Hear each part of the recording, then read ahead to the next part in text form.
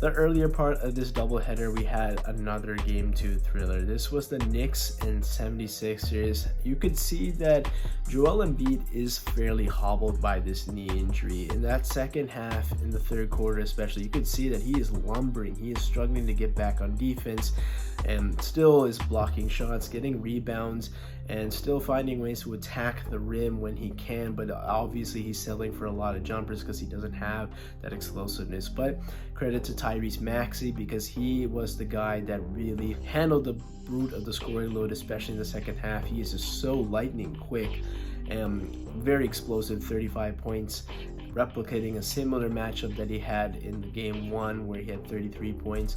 I thought this time he was cooking yet again, pick and roll, slashing to the rim, excellent on the jump shots as well. And when you had that late fourth quarter swing where Maxey was just absolutely cooking, getting everything he wanted, and you're holding Jalen Brunson to another pedestrian performance, this is a massive opportunity for Philadelphia. You have it right there. You have a 4-point lead under 50 seconds to go. Kyle Lowry gets the defensive rebound. He draws the foul, makes 1 of 2, still a 5-point game.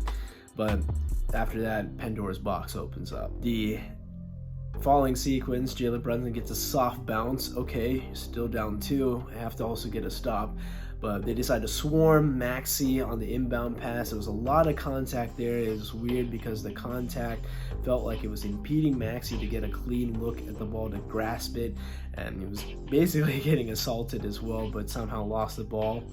Nick Nurse, you could see, is gesturing for a timeout, was not granted it, and they've already filed a grievance after the end of the game.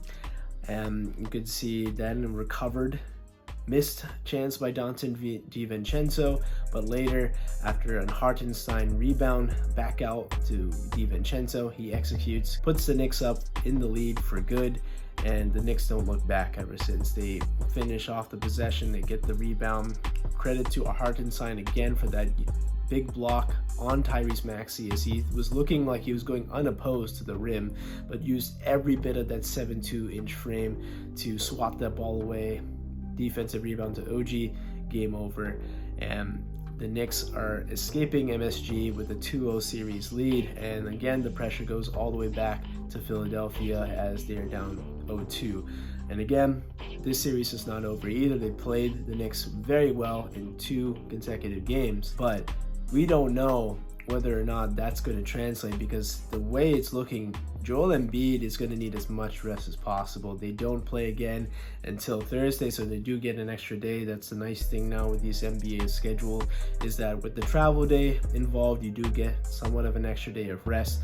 But it's looking like the Sixers just cannot execute late. And I do like the improvements, especially what Nick Nurse has done on the defensive side of the ball, but there's still some issues because there are 2 massive missed opportunities. Jalen Brunson still hasn't really made his mark in this series. They're relying on the role players to pick up his slack, and they're still finding ways to win.